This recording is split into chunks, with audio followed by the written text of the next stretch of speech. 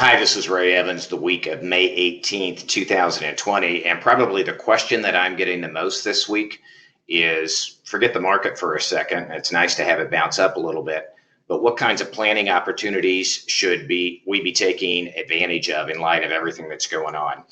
So the thought, I guess, that I would make with you is that there's a ton of stimulus coming out, over $3 trillion so far. There's more on the way, and that's a help in the short term. It's a problem in the long term. There's really no way currently to pay for all this except through ultimately tax increases. So the point to emphasize is that taxes are probably the lowest they're going to be this year and maybe next year than they're going to be in the future. And so one of the things that we are spending a lot of time on is reintroducing this idea of tax diversification and making sure people understand what assets they have that are taxed now, what assets they have that are taxed later, and as much as we can, we're trying to get people to own things that are in that bucket that are taxed never.